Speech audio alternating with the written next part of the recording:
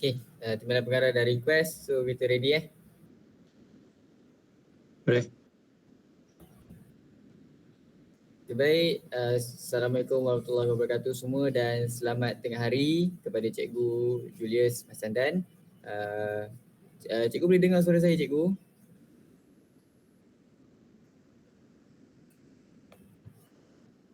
Cikgu boleh dengar suara saya?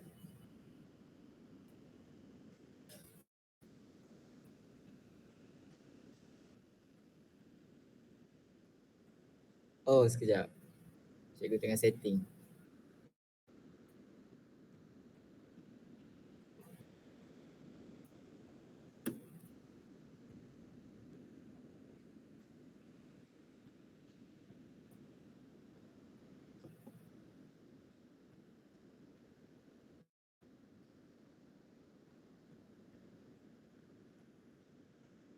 Cikgu, mic tak buka aku rasanya.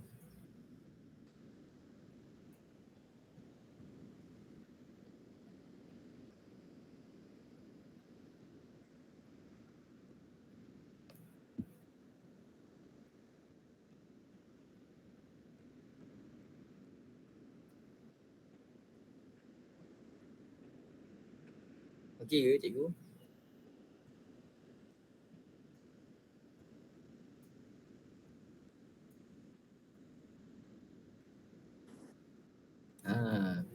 Okay, boleh.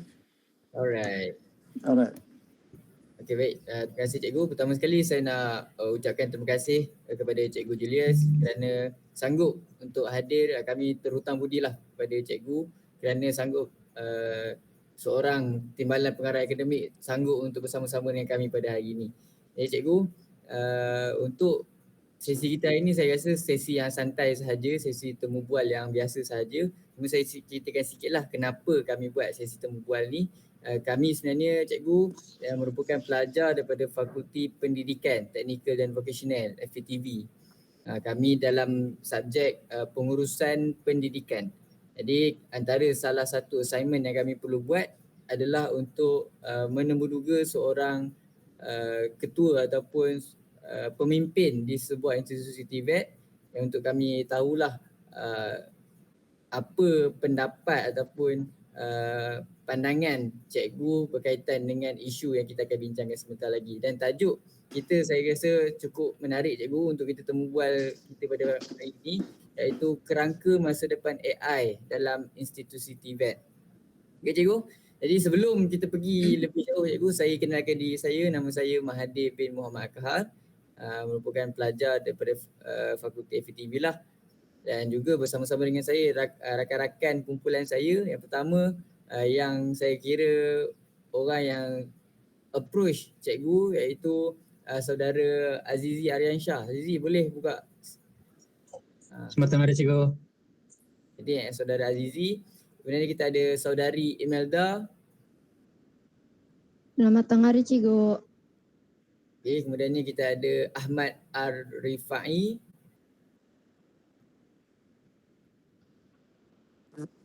Okay, kemudian kita ada Johari. Abang Jo. Selamat tengah hari cikgu. Okay, kemudian kita ada Ahmad Muzakir.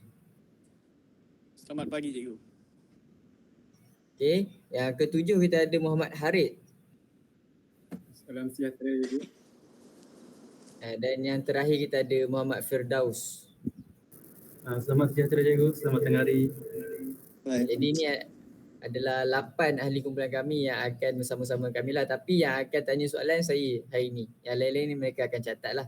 Okey cikgu? Boleh. Okey. Jadi kita pergi kepada bahagian pertama kita untuk sesi temu bual kita pada hari ini. Mungkin Julius boleh ceritakan sikit ataupun perkenalkan diri sikit bagaimana latar belakang institusi cikgu sendiri. Baik. Baik, boleh dengar juga suara? Boleh cikgu. Baik, nama saya Julius bin Masandan, berasal daripada daerah Kudat sendiri dan sudah KB Kudat nih. KB Kudat ini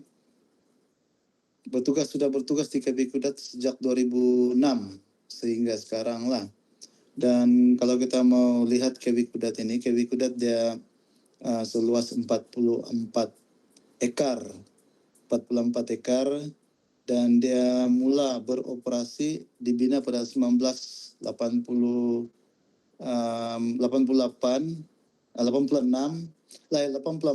dibina pada 84, dan dia mula menerima pelajar pada tahun 1989 sehingga sekarang. Dia bertukar menjadi College Vocational pada tahun 2013 dan sekarang statusnya adalah College Vocational Kudat. Dulu dia dipanggil sebagai SMV, Sekolah Vocational Kudat. Sekarang sudah menjadi College Vocational Kudat. Dan saya sudah berkhidmat di sini lebih kurang 19 tahun lah, sejak daripada 2006 sampai 2025. Baik, jadi kalau tugas saya sebagai timbalan pengarah akademik, ini agak besar lah, sebab selain daripada menjawat jawatan sebagai timbalan pengarah akademik, pada ketika ini KW Kudat dia tidak ada pengarah. Jadi kita sementara menunggu pengarah itu, saya telah memangku jawatan pengarah itu daripada bulan 8 sehingga sekarang.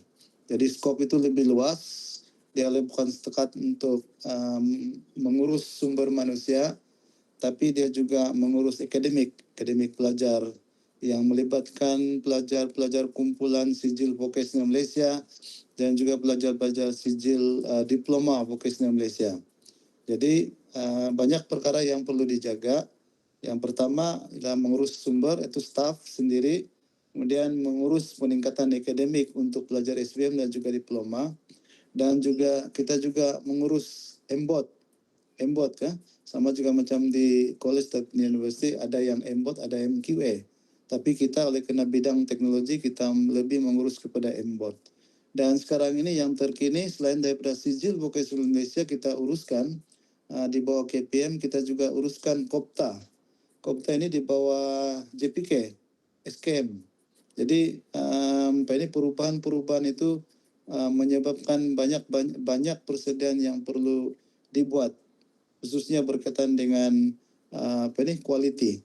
Jadi itu antara dia punya skop lah. Dan pada ketika ini ditambah lagi dengan urusan lain seperti penyelenggaraan lah. Skop itu semakin susah sebab banyak kerja-kerja menyelenggara di KW Kudat ini juga salah satu daripada bidang kuasa pengetua, pengarah, dan juga timbalan jawatan saya sekarang ini, timbalan pengarah akademik. Jadi itu adalah secara ringkas yang berkaitan dengan diri saya dan juga skop yang perlu saya tanggung semasa bertugas di College Vocational Kudat ini. Jadi itulah. Jadi terima kasih banyaklah karena ambil peluang untuk menemu ramah saya.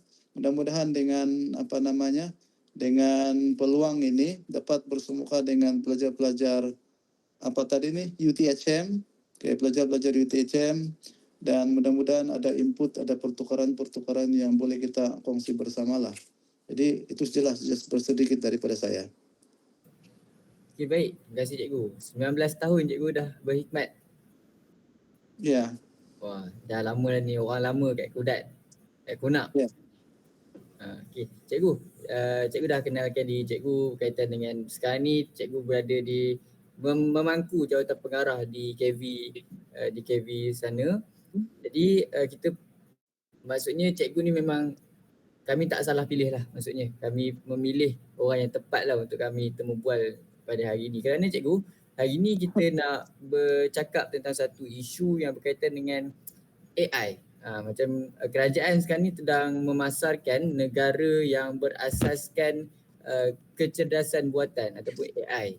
Jadi sehubungan dengan perkara yang kerajaan nak buat ni, pemerkasaan bakat berkaitan AI ni juga sangat penting untuk bukan saja di universiti tapi juga di KV. Saya percaya perkara tersebut. Jadi sebagai seorang pemimpin institusi TVET, seorang pemimpin macam cikgu perlu untuk merangka strategi, kan? Cikgu kena rangka strategi, cikgu kena jumpa, macam cikgu cakap, menguruskan dengan sumber yang betul yang sedia ada di universiti untuk merealisasikan hasrat kerajaan itu terhadap AI. Jadi cikgu, untuk soalan saya, apa pandangan cikgu lah berkaitan dengan isu ini? Baik, kecerdasan buatan AI memang memang di dalam pengurusan kita, pengurusan mendidik, pengurusan sumber manusia agak sangat sangat baik untuk institusi. Untuk guru-guru, dia sangat memudahkan mereka untuk menyediakan RP lah, rancangan mengajar, ya, sebab kalau kita gunakan itu, kita masukkan saja data-data atau maklumat di dalam ruangan tersebut, kita klik, semuanya akan disediakan, lahir begitu saja, sangat memudahkan kepada guru-guru lah. Selain daripada itu, Canva dan sebagainya, tulisan-tulisan, karangan-karangan, ucapan-ucapan, kalau sekiranya kita tidak bersedia, AI membantu dengan begitu mudah.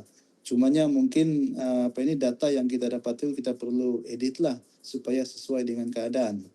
Nah, sementara itu untuk pelajar pula, memang betul AI ini sangat membantu, namun ada perkara yang perlu kita teliti dan kita kena berhati-hati untuk dedakan kepada pelajar, khususnya pelajar yang berada di peringkat sijil vokasional Malaysia, sebab kebergantungan pelajar kepada AI dalam kerja-kerja membuat tugasan, assignment sebagainya, dia menyebabkan pelajar tersebut tidak dapat memikir apa yang perlu ditulis. Dia menyebabkan pelajar-pelajar tersebut dia tidak melatih dirinya untuk mengolah. Dan akhirnya apa yang kita dapat ialah pelajar itu akan kita nampak, khusus ini lebih kepada pelajar-pelajar SPM, ya, 16-17 tahun. Apa yang berlaku ialah kalau mereka buat tugasan, mereka kutip saja data daripada internet, kemudian buat dia punya pengenalan dan dia punya penutup. Dan apa yang berlaku hasilnya apabila mereka masuk pergi diploma, di peringkat diploma, mereka akan menjadi individu yang tidak pandai mengolah. Itu dia punya impak. Jadi itu satu. Yang keduanya, kita akan melihat ada setengah-setengah pelajar yang terlampau bergantung dengan AI, khususnya yang 16-17 tahun ini. Mereka, tulisan mereka, karangan mereka, susunan ayat mereka selalunya tidak berapa baik. Sebab itu kami di sini mulai sudah untuk tidak membenarkan pelajar untuk terlampau bergantung kepada penggunaan AI ataupun handphone lah. Kami haramkan penggunaan handphone. Guru-guru kita tidak usik, kita biarkan dia digunakan. Cuma pelajar kita tidak benarkan. Pelajar-pelajar di sini, di KB ini, hanya kami benarkan apabila dia masuk ke peringkat diploma. Sebab kami beranggapan apabila dia sudah masuk pergi peringkat diploma, dia sudah mempunyai kematangan sendiri. Boleh sudah berpikir, kalau ada ide-ide daripada internet, daripada AI itu sendiri, hasil lahir daripada AI itu sendiri, dia boleh mengedit, menggunakan cara dia berpikir sendiri. Jadi inilah pandangan saya berkaitan dengan AI lah. Oke, terima kasih. Okay, baik cikgu. Mungkin kalau saya boleh rincikan sikit cikgu berkaitan dengan soalan satu tadi. Di KV Kudat, untuk pelajar SPM dan SPM tak boleh gunakan AI. Dan pelajar diploma dibolehkan untuk guna AI. Ya, begitulah. Sebabnya ialah kalau di peringkat SPM, mereka tidak ada media yang sangat, kita telah haramkan penggunaan handphone. Jadi sangat terhadlah penggunaan AI tersebut. Walaupun dia akan berlaku, namun dia tidak akan dia tidak meluas. Dia tidak meluas. Okay, baik cikgu. Kita pergi kepada soalan seterusnya. Masih lagi pada bahagian untuk pandangan cikgu terhadap perkara ini. Bagaimana cikgu menguruskan guru dan pelajar di bawah seliaan cikgu?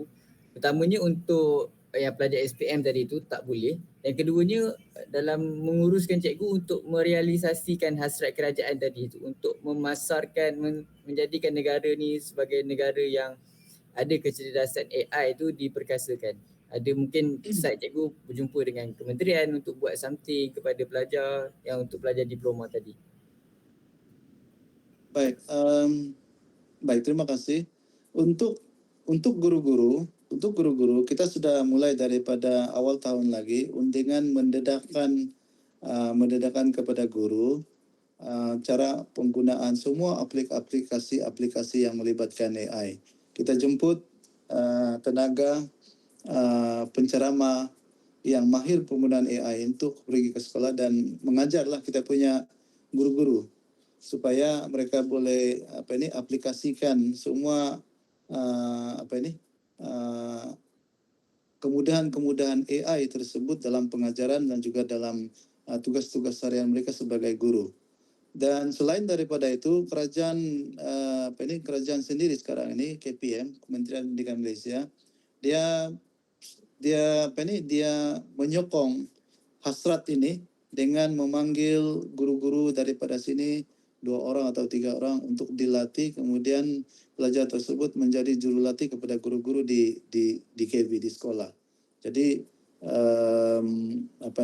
jadi penglibatan pentadbir ini adalah menggalakkan, menyokong, dan kalau sekiranya ada keperluan melalui soal selidik latihan yang berkaitan dengan AI, kita panggil guru-guru daripada luar ataupun tenaga kepakaran daripada luar untuk mengajar guru-guru. Jadi itu saja, terima kasih. Okay, faham. Jadi sikit untuk kita rincikan, untuk pelajar di bawah tu macam mana cikgu? Cikgu ada advokasi untuk pelajar menggunakan AI ataupun macam mana? Untuk pelajar-pelajar kita memang dedahkan, cumanya di dalam sekolah ini kita tidak untuk SBM mereka penggunaan mereka itu agak terhadlah ya, cumanya apabila mereka balik rumah ke tempat masing-masing barulah mereka boleh masuk melalui akaun Delima masing-masing. Tapi untuk pelajar diploma kita yang mereka ini pun kita dedahkan, kita bantu. Tapi caranya melalui guru-guru lah.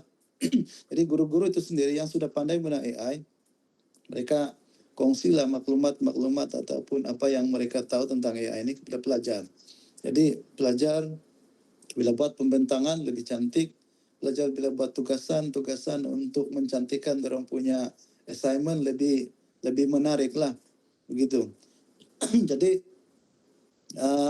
selain daripada itu, kita juga pelajar-pelajar ini juga ada slot-slot tertentu yang kita panggil supaya mereka bersedia dengan pelajar yang saya maksudkan adalah pelajar diploma. Kita panggil juga penceramah daripada luar untuk membantu mendedahkan kepada mereka penggunaan AI. Jadi sebab itu saya kata pelajar-pelajar diploma kami memang tahulah berkenaan dengan AI. Bahkan boleh dikatakan setengah-setengah dari mereka ini mempunyai creativity ataupun creativity inovasi berkaitan dengan AI lebih baik daripada guru-guru lah. Sebab yang guru-guru ini kan sudah tua-tua. Jadi old school ini kadang-kadang selalu tertinggal lah kan. Begitu. Oke, terima kasih. Okay, cikgu mungkin kena betulkan cikgu, bukan tua cikgu, otai. Dia sudah otai, bukan tua cikgu. Cikgu, mungkin kita nak tanya lagi soalan kepada cikgu berkaitan dengan fungsi cikgu sebagai timbalan pengarah akademik dan memangku jawatan pengarah pada ketika ini. Bagaimana cikgu pada ketika ini menguruskan tenaga kerja dan kewangan itu dalam melaksanakan strategi yang AI tadi, panggil guru-guru ke sana ke sini. Macam mana cikgu uruskan pentadbiran itu? Baik, untuk guru-guru berkaitan dengan tenaga kerja, kita ada satu unit yang kita panggil di KB Kudat ini bagian peningkatan profesionalisme.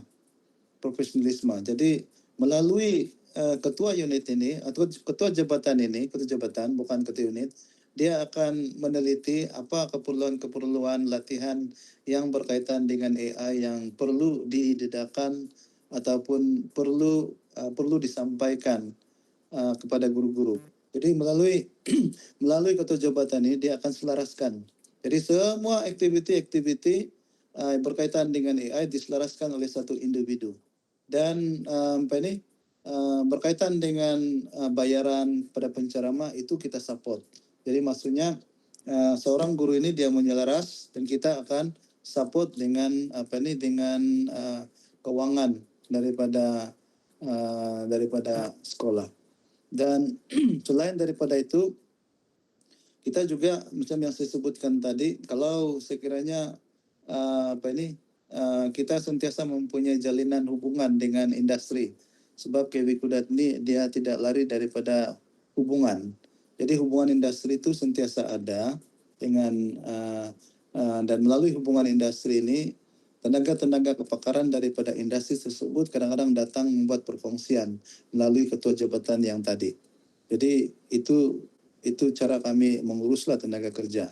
Sementara keuangan pula, kalau melibatkan keuangan, kita setakat ini kalau menggunakan AI kita kurang terlibat sangatlah, kecuali presentation keuangan itu kita gunakan AI. Namun dia punya aliran keuangan tersebut, proses prosedur cara kita meluluskan dan sebagainya itu masih lagi kita terikat kepada pekeling keuangan yang sedia ada. Sebab yang ini tidak ada dia punya, setakat sekarang ini belum ada dia punya pengurusan keuangan yang perlu melibatkan AI. Namun sokongan kepada usaha-usaha kepada ketua jabatan profesionalisme yang tadi itu, jabatan profesionalisme, dia akan disitulah kita menyokong, membantu supaya urusan peningkatan kemahiran berkaitan dengan AI itu dapat diperluaskan kepada semua guru-guru. Jadi itu jelas daripada saya berkaitan dengan perkara inilah. Okey, baik. Mungkin soalan yang seterusnya kita pergi kepada cabaran. Cabaran sebagai seorang pemimpin di institusi tersebut dalam menghadapi pelaksanaan pendidikan ataupun pelaksanaan kita bergerak kepada AI. Apa cabaran yang paling cikgu rasa yang paling susah lah setakat ni untuk buat di KB sana? Baik, terima kasih sebagai pentadbir utama setakat ini di KB ini, memangku jabatan sebagai pengarah. Saya tidak akan sebut yang selain daripada yang tidak berkaitan dengan AI. Saya sebut yang berkaitan dengan AI. Satunya ialah di KB Kudat ini lebih daripada separuh daripada tenaga ataupun guru di sini kebanyakannya orang lama, otai. Ya, jadi oleh karena itu kalau kita sebut berkaitan dengan penggunaan AI, pelaksanaan AI, dia kurang sambutan kalau yang sudah lama bekerja nih, yang sudah otai nih. Jadi mereka lebih suka kepada kaedah yang lama. Sementara yang muda itu okeylah kan, mereka boleh terima penggunaan tersebut. Jadi itu salah satu. Jadi sekarang ini terpaksa kita sebagai seorang pentadbir ini menyelaraskan keperluan dua-dua kumpulan nih. Kumpulan yang boleh celik IT dengan kumpulan yang langsung tidak mau sentuh komputer. Itu dia punya isu. Jadi itu sebabnya apabila ada latihan yang berkaitan dengan AI, sedikit yang menyambut ataupun hadir untuk itu, sebab mereka rasakan tiada keperluan. Kalau mereka hadir pun hanya untuk ambil kehadiran, tapi tidak untuk memahirkan diri. Jadi sebabnya yang sekarang ini kalau kita hadir pun dapat sijil juga kan. Dapat juga sijil, tapi mahir itu tidak sampai. Jadi itu dia punya antara perkara yang berlaku lah. Jadi Jadi bila kita kita bantu untuk apabila saja kita mau buat, jangan kata AI dulu, masuk komputer, guna komputer, perisian Excel dan macam-macam ini. Kalau sudah orang lama, memang dia tidak mau sudah. Kalau boleh main manual saja. Jadi itu pun cabaran. Jadi ini kita belum sebut pasal AI. Baru kita sebut berkaitan dengan masuk dalam satu link, kemudian update di sana, marka dan juga apa-apa juga laporan. Kalau kalau tidak dipaksa mereka tidak akan buat. Sebab kadang-kadang account delima pun sendiri sudah lupa dia punya password. Jadi balik-balik kita mau ingat. Jadi itulah dia punya kesusahan lah kalau kita hadapi kepada guru-guru yang sudah lama ini. Tapi kalau guru-guru yang muda, dia orang sangat muda, pick up pun cepat, Lepas itu dan sangat mudahlah, sangat senanglah kita berurusan dengan mereka. Jadi pendek kata mengurus sumber manusia, mengurus guru-guru di sini. Kalau yang muda senang, apa-apa juga kita punya perancangan, apa juga aktiviti kita yang berkaitan dengan peningkatan kemahiran AI itu mudah. Tapi kumpulan yang sudah otak ini, itu kita punya masalah. Tidak akan jalan. Kalau ada pun kita buat, itu kehadiran semata-mata dapat sijil saja, tapi mahir itu tidak. Jadi itu jelas ya yang soalan berkaitan dengan ini. Jadi cikgu, rumusannya kalau benda-benda yang melibatkan AI ni nak memperkasakan AI baik kepada cikgu ataupun kepada student, cikgu akan berikan tugas tersebut kepada cikgu-cikgu muda. Cikgu-cikgu yang lama ni dia lebih kepada membantu benda-benda lain lah, betul? Ya, begini, apa juga pelaksanaan yang berkaitan dengan AI dalam tugasan-tugasan guru-guru di sekolah yang dapat menyambut, dapat menyokong adalah kumpulan-kumpulan yang memang culik AI, yang mahir AI dan yang muda-muda. Sementara yang tua ini dia cuma mengikuti saja daripada belakang. Tapi kadang-kadang dia orang ini kalau kita suruh, itu saya kata kalau kita minta mereka ikut kursus, apa yang berlaku ialah ambil kehadiran saja. Tapi dapat sijil lah, memang dapat sijil, tapi mahir tidak. Itu yang saya maksudkan. Tapi dalam pelaksanaan itu berjalan juga, cuma tidak capai 100%. Okey, baik, faham. Saya suka sebenarnya bila cikgu sebut pasal cabaran dengan cikgu otai, cikgu baru ni. Dan mungkin cikgu ada tak cadangan pada cikgu macam mana sebenarnya kita nak uruskan benda ni? Adakah kita nak lepas ni nak tambah lagi ramai cikgu baru di KV Kudat ataupun macam mana? Ini soalan tambahan lah, saya macam tiba-tiba terfikir soalan ni sebenarnya. Baik, memang pun yang kumpulan-kumpulan lama ni, orang-orang lama ni, dia orang ini tinggal lagi 2 tahun, 3 tahun akan pensiun. Jadi proses itu kita biarkan sajalah berjalan begitu. Sebab yang akan berpensiun ini tetap akan diganti. Jadi proses itu tidak juga bilang paksaan, dan mereka ini tidak juga mengganggu sangat sistem tersebut. Cuma hanya ialah niat kerajaan untuk menjadikan semua warga pendidik ini mahir AI itu tidaklah akan tercapai sepenuhnya. Tetapi kita melihat ruang itu tetap ada, cumanya bukan dalam tempo yang terdekat ini. Mungkin selepas kumpulan-kumpulan yang otai-otai lama yang tidak boleh menerima lagi teknologi sebegini, bila mereka sudah pensiun akan diganti dengan kumpulan-kumpulan muda macam korang. Saya pasti AI ini akan lebih meluas dia punya penggunaan di setiap sekolah. Baik cikgu. Terima kasih. So kita fahamlah macam mana kita tunggu flow je lah cikgu lah. Kita follow the flow je. Betul cikgu? Betul. Lepas tu saya dengar sekarang ni antara penjawat awam yang paling nak pencet awan adalah cikgu. Sebab mungkin tak tahan dengan AI ni cikgu. AI, proses dokumentasi, IT dan sebagainya. Sebab tu ramai cikgu yang nak pencet awal sekarang ni. Mungkin cikgu setuju perkara tersebut. Betul, tidak dinafikan sebab oleh kerana pendidikan sekarang mengarah ke arah itu. Banyak tugasan-tugasan dan laporan-laporan itu semuanya dibuat dalam bentuk di dalam website, dalam link yang melibatkan AI. Jadi ada setengah-setengah, ramai sangatlah, bukan setengah-setengah. Ramai guru besar, even pengetua sudah berniat untuk penat sudah berpikir pasal AI.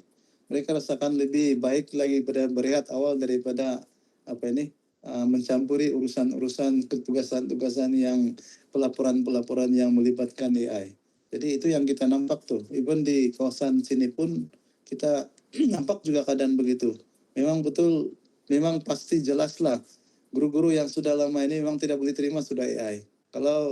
Walaupun mungkin pensiun sampai 60, bila jadi pemimpin guru besar ataupun pengetua, bila nampak keadaan begini terlampau macam ditekan, mereka cepat-cepat untuk pendekkan dari yang punya masa perkhidmatan. Jadi kalau mau sebut begitu, saya sendiri pun rasa tertekan juga bila ada semua perkembangan teknologi AI ini. Cumanya ialah kita terpaksa mengadaptasi. Saya sendiri terpaksa beradaptasi dengan keperluan masa kini. Dan kalau kita tidak pasti, tidak jelas bagaimana macam mana dia punya penggunaan, saya selalu bertanya juga lah daripada guru-guru yang muda. Dan sudah pasti kalau yang guru-guru muda ini yang tahu kemahiran tersebut, aplikasi tersebut, cepat saja mereka membantu. Dan saya dengan mudah senanglah, walaupun lambat, walaupun payah, walaupun susah untuk pick up, tapi dapatlah, boleh. Oke, jadi itu je lah. Okay, baik cikgu, kita dah sampai hujung-hujung dah ni. Kami pun ada perkara yang kami perlu selesaikan. Cuma yang terakhir, soalan daripada kami sebelum kita tutup, apa harapan cikgu terhadap masa depan pendidikan TVET dalam konteks AI dan juga pesanan cikgu kepada pelajar-pelajar TVET yang macam kami ni sekarang? Yang pertama, harapan cikgu terhadap pendidikan TVET dalam konteks AI. Yang kedua, pesanan cikgu kepada pelajar TVET itu sendiri. Baik, tahniah kepada semua kumpulan pelajar yang sekarang ni. Semua ini TVET benar kan? Kamu adalah opsi berkaitan dengan TVET ya, pendidikan TVET? Betul, kami pendidikan TVET. Baik, ini perkara yang berlaku di bawah lah. Mungkin kita tidak berapa nampak di universiti, sebab di sana kamu melihat kamu adalah tenaga pengajar yang bakal jadi tenaga pengajar ataupun bakal menjadi pekerja satu hari nanti. Jadi ini memang keperluan AI dalam pendidikan TVET itu perlu ada. Namun kita perlu seimbangkan dengan keperluan semasa yang berada di bawah ini. Maksudnya di bagian pelaksana. Di bagian pelaksana ini macam kami lah di pelaksana. Ada setengah-setengah ilmu tersebut yang tidak memerlukan AI. Jadi cadangan saya, harapan saya kepada korang semua, kita kena belajar juga benda yang melibatkan manual. Contohnya saya sebut pasal CNC lah kan, CNC, MPI, pemesinan industri. Sekarang dia ada apps macam-macam ya yang membantu pelajar-pelajar untuk menggunakan mesin CNC tersebut supaya dia dapat hasilkan produk. Namun apabila berada di industri, dia perlu juga belajar secara manual, buat sendiri, hands on. Maksudnya tidak bergantung sepenuhnya pada AI. Kalau di Sabah ini tidak seperti di Semenanjung. Kalau di Sabah, pemesinan industri ataupun CNC, penggunaan CNC tersebut masih lambat berkembang jika dibandingkan di Semenanjung. Jadi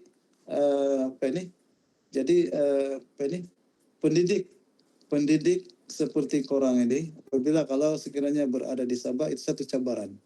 Jadi kalau kita sudah terbiasa menggunakan AI, apabila masuk di kawasan yang dia punya teknologi itu tinggal 10 tahun begitu, itu payah. Jadi saya harap tim pendidik TVET pada masa akan datang, dia perlu seimbangkan dua keadaan ini supaya dia tidak terlampau bergantung kepada AI semata-mata dalam pengurusan kerja, tapi tahu juga macam mana selesaikan tugasan itu daripada awal. Sebab AI ini macam shortcut lah kan. Penggunaan teknologi AI ini macam shortcut. Kita tidak tahu dia punya awalnya macam mana dia mula dibuat. Jadi peringkat kamu ini saya rasa lebih baik kalau kita tahu dua. Maksudnya daripada awal macam mana memulakan itu, daripada A sampai Z kita tahu. Baik, pesanan saya ialah untuk semua pelajar-pelajar kumpulan ini, semoga kamu dapat ilmu yang berkaitan dengan TVET di universiti, tapi dalam masa yang sama bila kita sebut pasal teknologi Kita sendiri, kalau kita elektrik, contohnya kan, kalau kita elektrik mengajar ataupun berkaitan dengan program elektrik, kita bukan setakat bercakap pasal teori, tapi kita juga mesti pandai buat. Sebab apabila kamu mengajar di sana, kita di peringkat persijilan vocational Malaysia itu sendiri, kamu akan mengajar pelajar itu tersebut membuat pendawaian. Kalau sekiranya di elektronik, kamu akan mengajar macam mana letak semua item-item di dalam satu board. Tapi apabila sudah peringkat diploma, barulah bermula dengan coding. Bila sebut coding, baru ada dia punya AI semua yang boleh membantu kita dalam pengajaran. Jadi maksudnya ini kita pelajar-pelajar di peringkat universiti pada masa kini kena ada belajar nilai 2. Maksudnya seimbang, bukan setakat tidak boleh bergantung sepenuhnya kepada AI, tapi realiti sebenar pada dibawa, kita mesti tahu juga buat betul-betul dengan tangan tanpa mengharapkan AI. Baru kita boleh survive. Jadi itu je lah daripada saya. Masih. Okay, baik Cikgu. Akhirnya kita dah sampai pada soalan yang terakhir. Terima kasih. Kami hargai sangat masa yang cikgu berikan kepada kami pada hari ini. Cikgu orang yang sangat penting di KV Kudat, tapi sanggup untuk bersama-sama dengan kami mahasiswa di Universiti Nasional Malaysia dalam menjawablah persoalan berkaitan dengan isu AI. Cikgu menjawab soalan macam mana cikgu menguruskan, cikgu menjawab macam mana cikgu menguruskan kewangan, cikgu menjawab macam mana pemerkasaan AI di KV Kudat, dan cikgu juga memberikan kami harapan dan pesanan yang saya kira kita semua kawan-kawan yang lain ni kita kena ambil lah perkara tersebut. Kita bukan saja pandai AI tapi kita juga kena pandai buat. Tu ayat cikgu Julius, kena pandai buat, bukan setakat pandai guna AI. Jadi cikgu terima kasih banyak-banyak. Sebelum kita akhiri kita punya pertemuan ni, kita nak ambil gambar cikgu. Boleh. So kita ambil gambar, kita buat thumbs up. Alright, thumbs up. Ready? Alamak, cikgu hilang gambar cikgu. Hilang. Okay. Ready? 1, 2, 3. 1, 2, 3. 1, 2, 3. Okay, baik. Terima kasih cikgu. Terima kasih banyak. Okay, yang lain ucap terima kasih. Terima kasih cikgu. Terima kasih cikgu. Terima kasih. InsyaAllah kita kalau ada rezeki kita jumpa lagi. Mana tahu ada di antara kami yang dapat intern dekat KV Kudat nanti. Boleh. Dipersilakan. Semua ini satu program yang sama kah? Ataupun ada bidang-bidang tertentu? Saya BBA Pemesanan. Ada yang lain? Kami Multimedia Kreatif. Multimedia Kreatif. Multimedia Kreatif. Lagi elektrik ada? Elektrik tak ada. Saya rasa 2 je. Multimedia Kreatif dengan BBA. Oh, Pemesinan Industri. Ha. Apa nama di sana? DBA? BBA. Kita orang bukan pemesanan industri, dia panggil pemesanan am. Oh, Pemesinan AM. Jadi yang disebut tadi pasal CNC itu kita paham lah kan? Faham. Baik.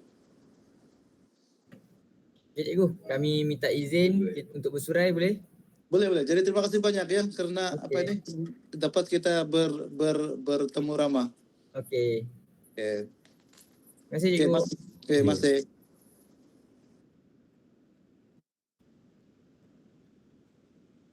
Settle. So korang dapat ke poin-poinnya? Dapat. Dapat